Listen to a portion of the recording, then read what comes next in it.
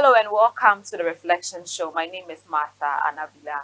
There are lots of mothers out there who have been wondering how to feed their babies, especially just after birth or after the exclusive breastfeeding, and they don't even know how to go about choosing the right meal at what time and at the right proportion. Sometimes feeding our babies the right way can help them grow healthy and much more bigger. Today we'll be looking at nutrition and infant development. Then maybe we can extend it more deeper to look at children after infants and maybe other questions that might pop up during the discussion. But this just for you to know that just after pregnancy, if you've watched our episodes, we've handled nutrition in pregnancy, nutrition in children. And today we are going to look at nutrition and infant development. You can go back to our YouTube channel to see those videos. Just Martha Inspire. Just click on YouTube. You see all those videos there. You can learn and follow the trend before you can get to this episode. I'll be speaking with Madam Felicia Danso. She's a head of nutrition at the Tamale Central Hospital, and also Mr. Michael Mensah. He's the senior nutritionist at the SDA hospital here in Tamale. He'll be helping us to understand how we can make our infant grow healthier and much stronger. Let's go for a break. When we are back, the discussion starts.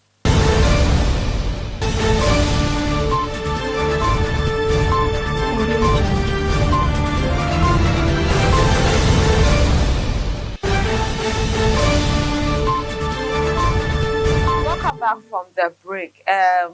Like I said earlier on, we've had episodes on nutrition in pregnancy, nutrition in children, and now we are looking at nutrition and infant development. These are topics that I think that every parent should pay attention to because the health of our kids or our children are very important. Not just giving them the material things, but how healthy are your babies? How healthy are you taking care of your child as well? Thank you very much for joining me. It's a pleasure to have you once again. Thank you for having us. Yeah, so for me, I would say to continue the discussion because nutrition has been one of the issues we've been delving so much into. Why is infant nutrition something we should look at after looking at pregnancy? Now the child is born or the baby is born. What is next in the infant nutrition? Let me start with Madam. Okay, so once a baby is born, let me give my viewers good morning, good afternoon. Wherever you're watching us Wherever from. you're watching us from. Yes, so as a build-up, once a baby is put to bed, it is important that that baby survives. That's the most important thing because if you have gone through 9 months of pregnancy to bring a baby and that baby doesn't survive, then it's like weight that has gone down the drain. So infant survival is one of the key things that we look out for, and also the general health and well-being of the child. So it is important that children are fed in a particular manner, right? So I know infant feeding is something that is not very new, but then we are having issues as to whether we are doing it appropriately for these children to grow optimally. So, if we are defining who an infant is, we are looking at anybody, a child from birth to 1 year. Okay, that's an infant. Toddlers. Toddlers, yes. So before the child learns how to walk, run, and speak, okay, that is the infancy phase. How do we feed these children so that they'll be able to develop throughout these phases up to when they get to the young child stage, which is from 1 year and up to 5 years. Okay, so you realize that there are several policies that have been developed over time to help um, countries to adapt the policies to suit their country context. One of them is what we call the Global Strategy on Infant and Young Child Feeding. This is a policy document that was developed jointly by the WHO and UNICEF um, trying to help the world refocus on the impact that feeding practices are having on children, infants and young children, their development, their nutritional status, their health, and their well-being. Okay, so the aim of that document or that policy or that strategy, global strategy, is that we want children to survive, right? And so, how would children be fed so that they can survive? For mothers and children as well. Okay, so that policy was formulated. And from there, several countries adapted the policy to suit their specific context. So as we go deeper, we'll be able to digest it. We want our listeners or our viewers to be able to understand certain bases within which we speak about infants and young children's feeding, so that it doesn't look like we are talking in a vain. Okay, something to guide us. So even in Ghana, we have our nutrition policy, which was adapted to suit our context. With hindsight, with these strategies. Now, these strategies came. This global strategy, I think, was formulated in 2003 or so. Yes, but then before then, other strategies were there, other policies were in place. One of them was the code on the marketing of breast milk substitutes. Okay, then we also have the Innocenti Declaration. Then we come on to the baby friendly hospital initiative. All these words are policies that have been formulated over time. When I was looking at how long some of them have been, as old as 40 years, Wow. these policies have been in place to guide countries as to how children can survive and live longer. Now, interestingly, you said about why is it a problem? Yes, I was about to ask, well, 40 years, like, have you actually using it? that means there has been a problem that has lasted longer than 40 years, that has called for these, policies to be formulated to address such problems. One of them is malnutrition, which has been noted to be one of the conditions that is killing a lot of children. I have, there are several statistics out there, but the one that I know of says that about 8.1 million children are dying every year.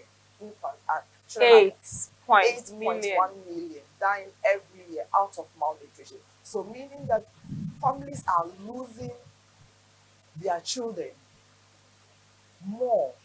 And if nothing is done, a woman will go through all this only to lose the child out of inadequate feeding.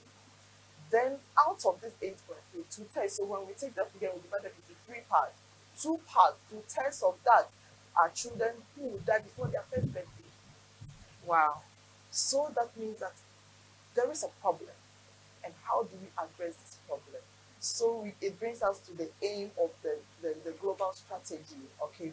Now the aim of the global strategy is that we want to help children or infants to survive, and this can be done through optimal feeding. So that is just the main aim. How do we help children and infants to survive? Through optimal feeding. So among some of the objectives of the strategy, the global strategy, is that how do we get governments to draw the attention of governments on the importance of infant survival? Before we get into the government and all of that, I want to come back to Mr. Mensah and then ask, what do you think are one of the many of the challenges you face that you have encountered that has been the causes of infant malnutrition? Okay. I think thank you very much for having us. Nutrition is something that needs much attention. However, people out there feel they can get such information from any source. However, the feeding of infants and young children must be backed by science and research. And so we don't speak in a vacuum whenever you're making recommendations as to what the child should eat. And so when mothers and caregivers want to feed their young children as they feed themselves, definitely it may result into malnutrition. And so one of the issues I have seen is that most of our mothers and caregivers don't have the requisite knowledge as to how to care for their infant and young children. And so they attempt to do things that they knew of several years, which may not be the optimal way of feeding these infants. And so this brings us back to where they get their information from. And so we would entreat mothers, caregivers that as they go through the antenatal services, child welfare, they should be able to ask the questions bothering them concerning how to feed their infants. And once they pose such questions, they will get the right information as to how to feed infants once the child is born, how to go about breastfeeding, when it's time to introduce other feeds, how to do it. And all these things will help curb malnutrition. And so I would say information is lacking, and most of our mothers pick information from their colleagues, their grandmothers, and And all how that, which to, may not be give backed them the kind of by food. science. Yes. Have there been situations where people say, because apart from information, do you think poverty, because as having access to food, some genuinely may not have money for certain kinds of food? So when you look at the conceptual framework for the causes of malnutrition, we have the basic, the underlying, and the immediate causes. So when you get to the immediate causes, you realize that most families don't have access to food because they don't have the purchasing power. And so she knows what is good to give to the young child. However, she's not able to afford them. And so poverty would always be an aligning cause to malnutrition. So that is why malnutrition or nutritional issues is multifaceted. So we need government to come in, we need the agri sector, we need the welfare people. And so we all need to come do our bit so that together we can curb this issue of malnutrition. So when government sets policies that will help alleviate the poverty rates in communities, it will go a long way to address the issue of malnutrition. So, Yeah, getting back to the government so showing all of that. yes. So one of the things is that the strategy in one of its objectives to create awareness, to help people to understand the impact or the severity of the problem of infant feeding. What is the problem? Let people understand that there is a problem. And if that problem is not addressed, we will continue to go in circles when it comes to infant survival. Then secondly, if that problem is known, how do we go about solving it? Once we know how to go about solving it, then that will form a framework within which we will be working to help health care workers and families and caregivers on how to care for their infant, and also to regulate the space as to how certain infant feeding formulas are to be, sold, okay, so that not just everybody, because you just think, oh, I have the money to buy, so my baby needs it. Baby doesn't actually need it for one reason or another. And also in the cases where we have special situations, when a mother is not alive, how is that baby supposed to be fed? When we have uh,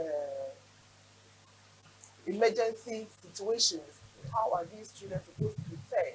And also children born to HIV positive mothers, how are they also supposed to be fed? So all these are available for healthcare workers to be able to have the requisite information, skills, and training to be able to help caregivers and families as to how to optimally feed their children or their infants so that they can survive longer.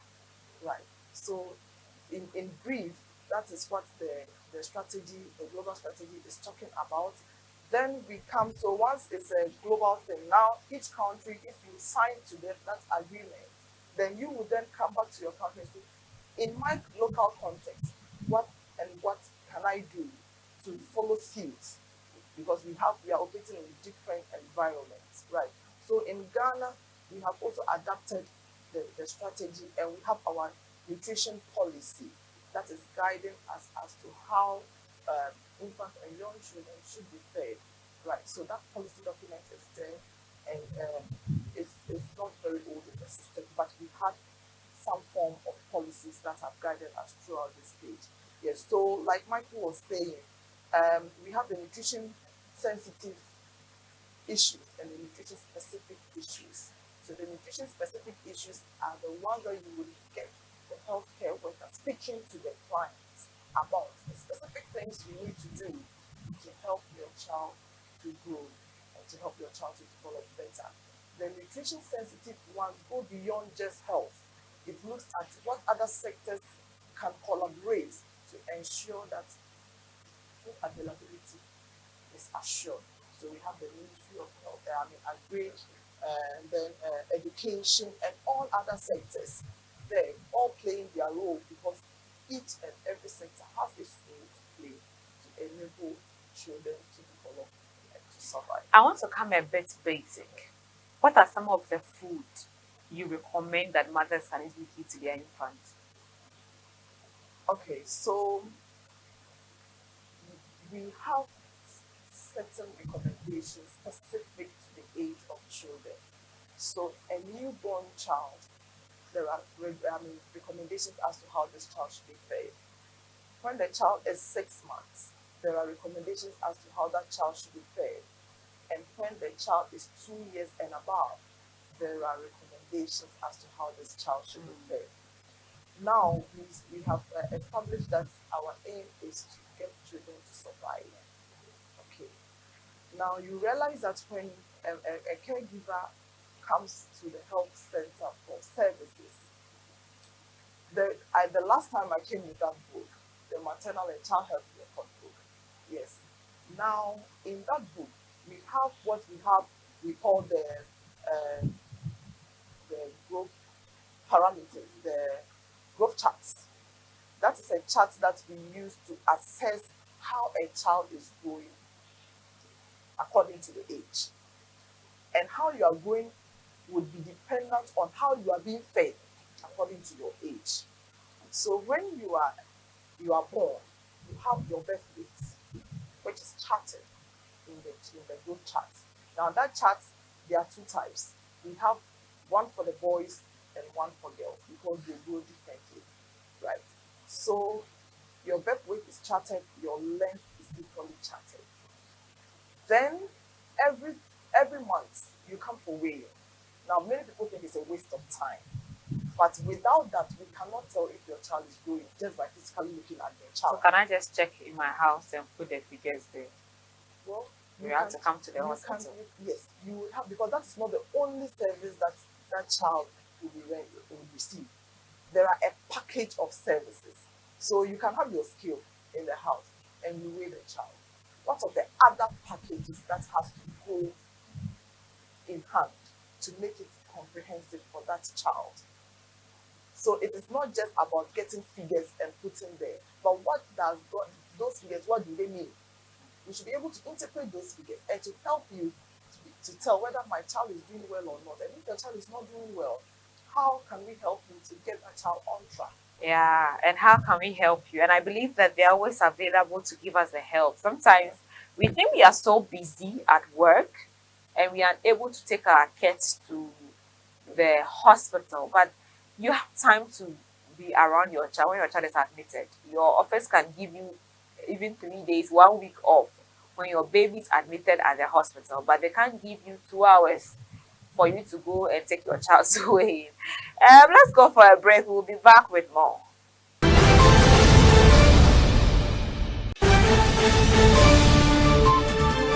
Books by Pastor A.L. Fant. They are inspired by the Holy Spirit, simple to comprehend, relevant in application, and so lovely to read. Grab copies like Dynamics of Kingdom Influence, Dynamics of Ministry, Mark is King for Church Workers, Money Matters, and she calls herself a woman. This marriage must work. No more curses. Loaded mouth. Secrets of Kingdom Dominion. The exploits of service. Things fall apart. Church without bleeding pulpit. Singles mingle and many more.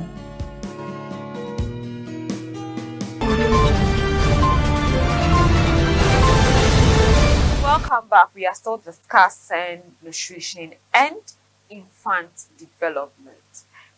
Before we get into the professionalism and all of that, I want us to mention. So I know that from the first day the baby is born up to 6 months, it's recommended to be exclusive breastfeeding. From that 6 months to the next 6 months, what are the basic important foods that parents can give to their children for them to grow healthy? Okay. So that phase is what is termed as complementary feeding. Complementary feeding. Yes. And it is adding on to the breast milk. So when children turn 6 months, mothers are not supposed to stop breastfeeding their children. But in addition to the breast milk, they are supposed to add other foods. This is because the child is growing and then his energy and nutrient needs are increasing to a point that the breast milk alone will not be able to supply. And so at that point, it is very, very imperative for mothers to add other foods. Now, in the quest to add other foods, there are about 7 guiding principles. And so whenever they come for the services, we try to take them through to understand. Once a mother understands these 7 principles, she will be able to feed her child when a child turns 6 months very well. And the very first thing is that we are saying add on other foods when the child is 6 months. And we mean the 6 months birthday of a sort of the baby. So if your baby was born on the 6th of a particular month, when the 6 months turns up, you have to wait on that 6th. Yes, for the baby to be actually 6 months before you start complementary feeding. Now, another thing is that you need to look at the child being 6 months. How often should I feed this child within a day, in addition to the breast milk? As I've said, breastfeeding shouldn't be stopped, and you shouldn't reduce the frequency of breastfeed as you used to. However, because the child is growing, you are going to add other foods to meet up with the other energy gaps. And so the frequency, you will know the frequency based on the age. And so for a child, let's say a child at 6 months, the frequency is for the child to eat at least twice in addition to breastfeeding. Okay. Yes, twice in addition to breastfeeding.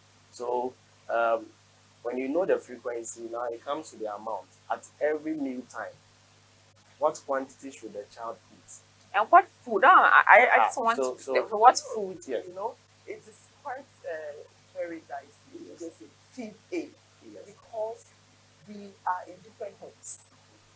No, I mean example. Like the Yes. last time we gave examples per region or kind of thing. It doesn't mean that necessarily feed that kind of. Yeah. Okay, so we want you to understand why you would have to give this kind of food, because you are not doing it just because the child is hungry and you want to feed that child. The food must be introduced timely. If it is introduced late, it has consequences. The food must be adequate for the age of the child. So if my child is 6 months and I'm introducing food to that child, do I give food to that child? Will food be Like to. adequate for the age of my child? I get it. If it is light soup, you say you have available.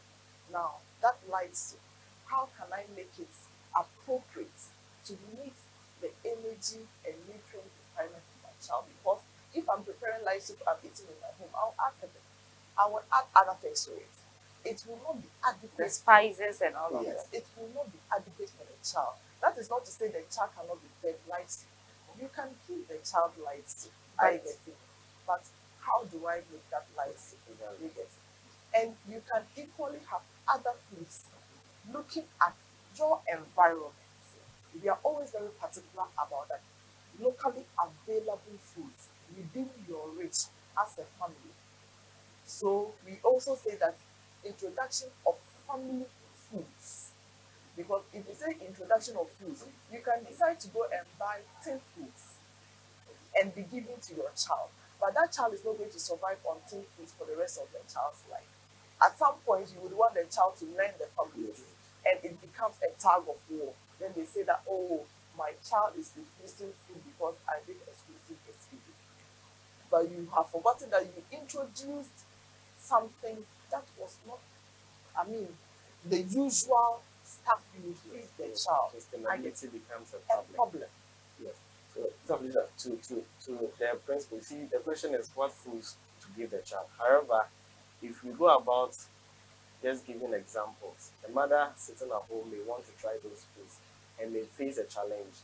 And you say, but they said I should give this. Why is my baby refusing? Why is my baby not taking this? And so there are other principles that come as a package.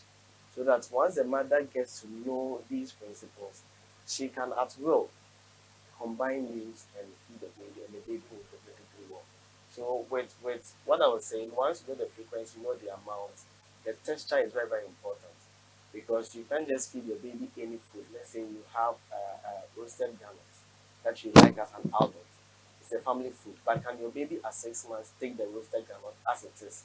So there has to be some kind of modification that will help the baby accept that kind of food.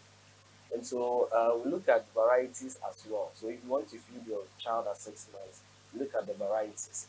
What food groups should I be able to give my baby to provide all the nutrients that the baby at 6 months will need? Now, as I'm saying, this is at the backdrop of the baby still breastfeeding. However, breast milk may not be able to supply certain nutrients in this adequacy when the child turns 6 months. So when you are introducing food to the baby, there are certain nutrients that you should target and ensure that whatever you are giving your baby, the baby will get much of those nutrients. Okay, so before we go into that, I would like to speak about the introductory phase. Introductory phase means you are just giving something to the child. It's new. The child will not take as much as you expect.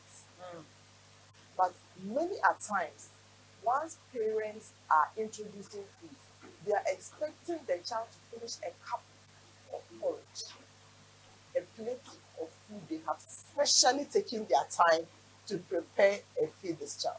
Remember, you are introducing. If that child takes just a spoon at that meal time, that child has done well. You have introduced that to the child. Then at another time, we said an introduction is just about two feet in a day. Once the child has just turned 6 months, and you don't need a lot of variety at 6 months. 1, 2, 3. You can start with about 3 different foods.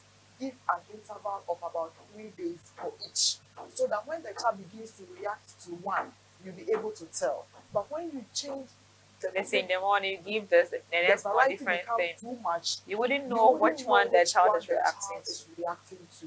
So we need to be cautious during introductory phase. So you are the mother, as you are introducing let's say I'm introducing banana puree to the child. I've mashed my banana, I have given the child, they are taking a spoon. The next feeding time, I often takes another spoon. I can do just banana with granite paste for 3 days or 2 days. Then the next time I introduce something else, I can do my usual porridge. Okay, now Michael has a way of explaining this that I always like. He said that porridge is not a food, it is a texture of a food. So, so yam can be turned into porridge, rice can be turned into porridge. But once we say porridge, all our minds go to Porridge. You get it? And so we limit the children to only that type of food. Then the child gets fed up with it and begins to refuse it. Then you say, my child doesn't like food. So within the home, you look at what do I have available that I can easily turn into a porridge form to suit the age of the child. So once the child has completed 6 months, you have done the introduction for 2 weeks to 3 weeks. The child is turning into 7 months. At 7 months, it's no more introduction. This time the child is learning to eat. So the choices of food begins to change. Their variety becomes very, very important. Then he was talking about which are the other nutrients we need to focus on. Because we know in Ghana, one of our problem areas is anemia. So we are looking at how can our meals be constituted to ensure that it is iron rich. So you are looking at what are the sources of iron. Mostly they are animal proteins and legumes. Okay. So for each of the meals I'll be providing my child, how can I enrich it with animal source foods or plant source foods, legumes, that would take care of the anemia aspect and the variety. The variety too, we are looking at adding fruits and vegetables. Many people think that fruits that it will make the child run diarrhea. That is the mindset. But they equally need it. It is not, the amounts are so little. Okay.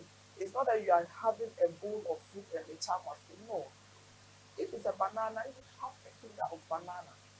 If it's an orange, just squeeze just a little of the juice for the child to drink.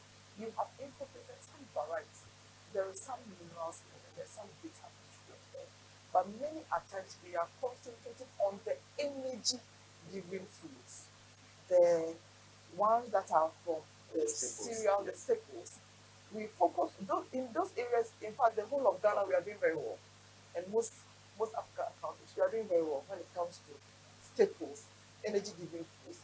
But the gaps come in when we are looking at the proteins and the vitamins and the minerals. So the iron and the other minerals and vitamins. That's where the gap is. So the last time we spoke about 4-star diets. Now, when we are looking at helping children not to be malnourished, but to grow adequately and survive, then we are looking at how do we make their foods 4-star. That is the most simple form of helping a mother to understand how to feed their children as they are aging. Now, we also have what we call responsive feeding. Responsive feeding is where you're looking at what do I need to do as a caregiver to encourage my child to continue to eat. So you are looking at what are the signs my child gives me that tells me that he or she is hungry, so that I would respond appropriately. But if you don't look out for those cues, the child will be presenting the hunger cues to you. You are not focusing on them. The time you feel the child should eat, the child has stayed too hungry and will refuse. Let's be honest. As an adult, you are hungry and you don't have the food. It comes at a certain time. You just look, I have lost appetite for it. The child will tell you, I have lost appetite for it, but I cannot speak, but will refuse it. Yeah, that is a problem. So, for feeding infants, key things. Look, what is the age of your child? That's number one. What is the amount of food my child is expected to eat at this age? What is the frequency I should give the food to the child? I get it. What is the texture of the food I am feeding? Is it adequate for the age of my child? Is my food varied enough? Am I including variety in my food to keep this child attracted to the food and also to help the child grow? And then also, am I practicing hygiene? Am I hygienic enough? Because you can do all these, and when our hygiene practices are low, we'll be introducing other infections and diseases to the child. And once infections and disease set in, underlining it is disease or inadequate food intake. You can be having adequate food intake with a lot of diseases. That child will be malnourished. That child cannot live. You get it? So right now, it means that a lot of parents are not really aware of the right ways to feed their children. Whose problem is it? Is it the government? Is it the health systems? Or is it the parents themselves? Okay, I would say the nutrition field was left for us for a very long time before policies came in to regulate the nutrition practice. And so most people were okay learning from their parents, their grandparents, and so culture and how to feed children were passed on. So as to whether it is the right way or not, they came to know that, and so they also passed that on, and that has been the order. And so now that nutrition policies in Ghana are trying to shape how we feed our children, most of our caregivers are still not receptive to. Or governments have not invested a lot in that area for more advertisements. For example, if we could even get a quarter of the investment we had for coronavirus, I think that because coronavirus, there were a lot of media translations in different languages on what gets to know and then we had, I think HIV/AIDS also received that kind of attention. Then Hep B also kind of received. So I think that if we can invest in maybe into the media, into the information advocacy On nutrition. for Nutritious. nutrition, this would, Exactly. because it's practically one of the deadliest causes. 8 point something It's a million silent children. killer. But you see, one thing I normally say is that because nutrition is not infectious, I mean, the rich doesn't. nutrition is not infectious. So most times the severity of the problem, people don't really see the picture. But if nutrition, I mean malnutrition was an infectious disease, trust me. If I am malnourished and I sit by you and you know that the next minute you too will be malnourished, everybody will focus on that area. But it is said that it is not. So it only takes people who are, I mean, committed, interested, like somebody like you, to call us to come and help, I mean, educate the populace. There are many times that we have to go and pay. We are going to pay, but we have to go and pay to be given the opportunity to pay. But if we are given the space, why not? We do that. We know that it's just, even when it comes to the health facilities, when it comes to child child health, the child health department is also a very small department. You get it? So, times are changing. You know that sometimes to come, it may get better than we have. Because those who were there before us are saying that we are enjoying as practitioners in Wow. the field. Because in those days, you were not even, you were not known. You were just added as also being a nurse. So once the people come to the child health unit, they think that all the workers there are nurses. But we are not nurses. We have nurses there, we have nutritionists there, we have dietitians sometimes there, we have health promoters there, we have disease control officers there. We are all there to give a package of service to the child. But also know that you can have all those packages, but when the child's immunity is low, all of those things will not work. And you cannot get immunity out of getting jabs and things. It's out of the foods that we eat. So to add on, you see, nutrition for some time has been seen as just a way of life. And people feel we don't need to study to learn how to eat. And so, and our culture in a way doesn't help. In Akan, in Chi, there is this statement that I find so worried that painting there down here. Yeah. Meaning whatever fills the stomach is okay, it's good to eat. But that particular thing wouldn't help. And so if mothers have that mindset that whatever fills the tummy is good to go with, then they feed their babies with whatever they lay hands on, and in the end, babies end up becoming malnourished. And so it's about time people see nutrition as a science of nourishing the body, giving the body what it needs in moderation, in its adequacy, in the levels that will help the body.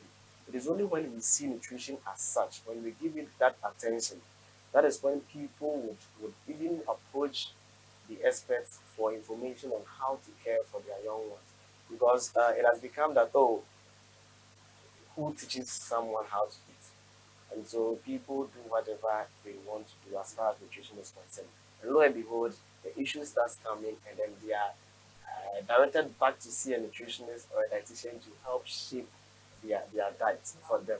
And so, yes. One of the interesting things that people normally say is that, but our great grandmothers and grandfathers, they didn't practice all the things you are asking us to practice, yet we were here. We are here.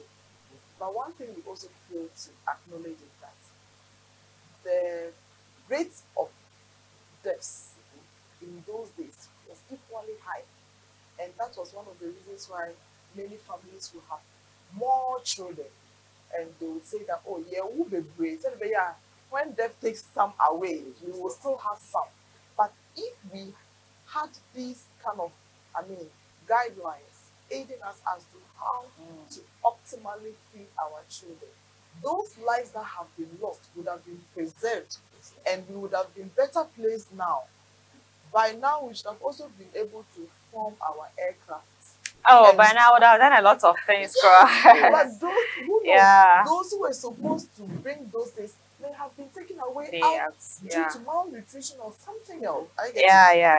Yes. Let me add Before this. that, I Okay. want us to go for a break, and when we are back, we delve in. Thank you so much for staying tuned. We'll be right back.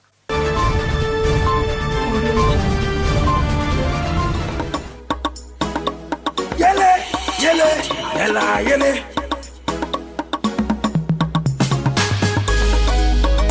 Praise the Lord, oh.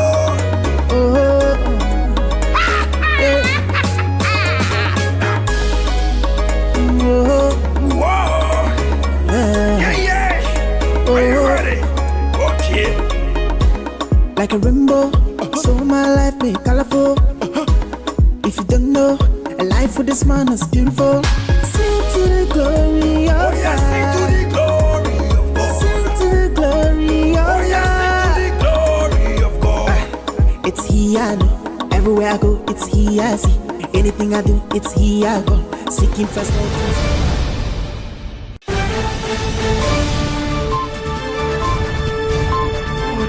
Thank you for staying tuned. We are still trying to understand how our infants or babies that have just crossed the infant stages can eat well, and what your role can be as a parent, and also maybe the government agencies, philanthropists, etc., can also do to help them. I remember I went to a community very recently for donations, and you could see how people were rushing for some of the things. At the point, we had some milk, tins of milk, and I was intentional about who to give it to. And I was like, I'm looking for pregnant women. People were like, why? And I'm like, I know, because they need to eat well. They don't have the opportunity. So what is the essence if I come and I just give it to the men, the chiefs and the elders? So I had to devise a strategy. So where people were grouped, taking the clothes, the rice, the maize, and all of that, I just went to where in the village, men and women don't sit together. So I had to go and ask some of the women who were pregnant to come to a different corner, and I had to give them the milk. You were doing targeted Yes. distribution. So I can just take like 4 things of milk, and I'm holding and roaming. You wouldn't know. And I just see a product in my way and give it to her, and I vanish. I go to the nest, because you could see even young boys rushing for. I was like, what are you going to do? I'm not saying that it's not good to take milk as a young man or a woman, but when you go to the villages, you know that it's a pregnant woman that needs it, and the breastfeeding mothers. So I think that poverty is one of the issues why we are not able to eat well. It's one of the basic reasons. You mentioned lack of information as well. And then we are looking at the fact that people don't have time to also bring their children to the hospital for proper attention because they are busy. That one is at the immediate process, care practices. You don't have the time. I mentioned responsive feeding in one of them. Yes. If you don't have the time or you don't allocate enough time for feeding your child, trust me, that child will not do well. Or you will entrust it into another person, and how that person will be doing it may not be how you want it. So it's for you, you will think you are providing all the essentials for the child to be fed, yet your child is not doing well. Then you think the whole system is working against you. You come to the health facility, we will tell you your child is not doing well. What is the problem? Then you get frustrated. You're like, look, madam, you don't know how much effort I am putting in to get my child to be fed. Yet I keep hearing the child is not doing well, the child is not doing well. Who is caring for the child besides you? I want to say it's about time caregivers, mothers know that children are not young adults. Children are children. And to be able to feed them very well, you need to follow a certain strategy. She was mentioning, talking about responsive feeding. In fact, that particular responsive feeding, most of the times, is a problem of most of our caregivers. Now, due to professional mothers working, we don't really have the time. Mothers feel a baby should be able to finish a cup of porridge within 5-10 minutes because we leave for work and all that. Our folks knew these things. And so they had songs they sang during feeding times to make the child feel pampered. And all these brings about positive association to food. So when it comes to the colors, how the food is being presented to the baby, the euphoria, how the baby feels around mealtime is very, very important. And so sometimes you find a mother who most of the times pinches the baby or knocks the baby whenever he does something wrong. The baby at a point in time may not want to feed from such a mother. So the mother would come. So your behavior towards the child. Yes, always part of the responsive feeding. And who feeds the child? Sometimes too, we just want to. I'm busy, so your sister or your auntie or your grandmother should feed the child. That is fine if that person also understands this responsibility and will create that in the environment for that baby to feed. Now, if a baby wants to play and wants to play, you can join the baby in play and feed the baby. I saw a mother feeding the child. Hey, come! Then the child will take one, run around, and come back. That is the mother now understands. Yeah. Let me share this. I have, he's now more than 2. He used to be under 2. And when I'm feeding my baby, my neighbor, interestingly, my neighbor is my boss. So, no, she has been observing me. So one day she just came out and I was feeding her. And he would take one and run round the compound and come. Then I'll be running after the baby. I'll feed me, love. And when he embraces me, I give him, take again. Now imagine a mother who is late to go to work. And this is how this baby has to eat. It's feeling like, it's not how to, it's feeling like their eating moods, they determine how they feel to eat. It's feeling like playing around before he will eat. You will put the food somewhere and go. You get it? So like he's saying, if you, the mother, do not have time, and that's why caring for infants is not just a mother's job. It is a family business. The husband has to be involved. The other siblings have to be involved. You know, and any other person within the family. Motherhood is not easy. It's not easy. It's a full-time job. Can imagine the stress. Like, I'm just looking at sometimes you wake up, you're alone, you just gotta do anything you want to do. Yes. But you have someone else to take care of. Yeah, so that is why, especially other members of the family, should help take up certain chores in the house. So that if the mother is the one to care for the young ones in the family, you have that time, that energy. Sometimes they feel exhausted after doing all the family chores and everything, and has to feed this baby, who she has to go through back and forth, chasing here, singing, and all that. And so, with this, fathers should also see that they have a role to play. I know a family where the husband does so well in feeding the baby, the young child, other than the mother. Because the mother, most of the times, will feed the baby small, have the hair small. So, the father is always around, and the baby feels the father is the angel in the house. So once food is served, we would like to feed from the father. And the mothers can get it, like you were saying, maybe open and say, like, you can get emotionally, maybe like there's a deadline to intentionally abuse the child. And a child will feel like, oh, mommy doesn't like me. And when that continues, it creates a negative association to food. The baby feels, or the child feels, that feeding is such a painful experience. So you see such children, even when the mother is going to wash the bowl, the baby starts crying. As soon as the mother picks anything that he feeds him with, the baby he's startled and then wants to find some place to hide, because he remembers the kind of pain he will go through during feeding time. But the opposite is also true for mothers who are able to create that environment, happy environment, safe for them. For such babies, even when they see their mother stirring their food, they're already smiling. You see them in the TV adverts and all that. Those children have positive association to food. So after getting the varieties and everything, much work is on how you, the mother, would create that environment for your child to feed. Again, in finding the time that your baby will want to eat is very, very important. Okay. Because as adults, if you're not so hungry, you wouldn't eat so well when food is presented. So for babies, it's for the mother to be sensitive enough to know, how does my baby present himself when he's hungry? There is this family I visited. The baby was standing by the fridge. So as a visitor, I just said, "Oh, pick Kweku from the fridge. You know, it's an electronic gadget, shocks another thing." Then the mother was laughing and said, it means Kweku is hungry because he has seen us picking food from the fridge. Being someone who is not in the house, I couldn't interpret it as a hunger cue. So mothers at that time, especially after the 6 months as their baby is growing, baby would show so many hunger cues that we can't have as a list for every mother Yeah. because it will be different depending to Different. issues in the house. Our time is gone. Let's give our final points, our final punchlines to this for mothers, parents, the hospitals that have these nutritionists, and everyone watching about the importance of feeding their infants. Let me start with you. Okay.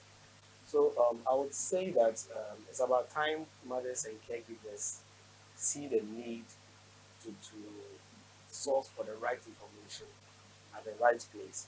Now we are fortunate to have nutritionists all over. Almost every hospital across the country you will find nutritionists.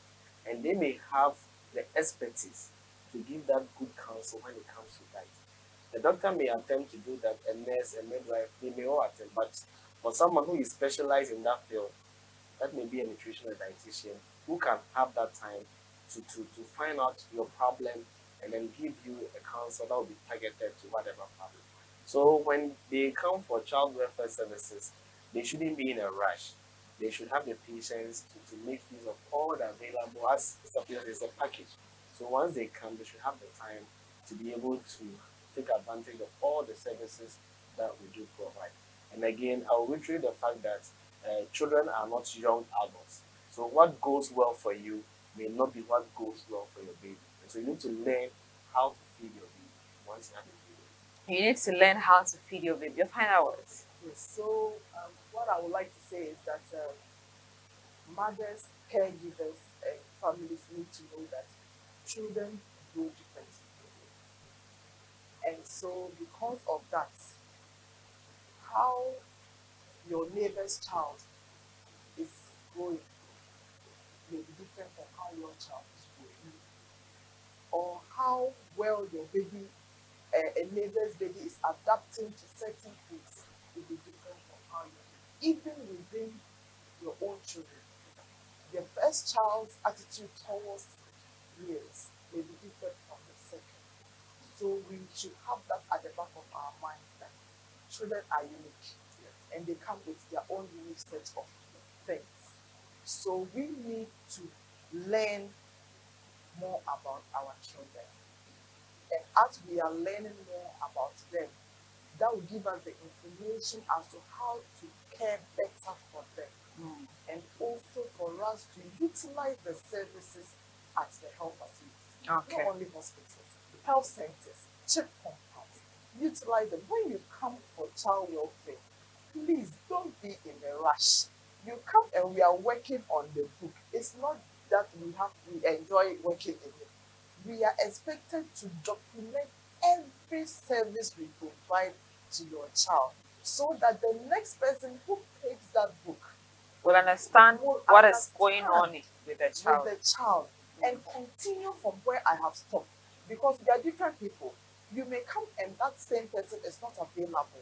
But if you rush me and I just do it anyhow and you do, I would have caused so much damage Harm, to your yeah. child.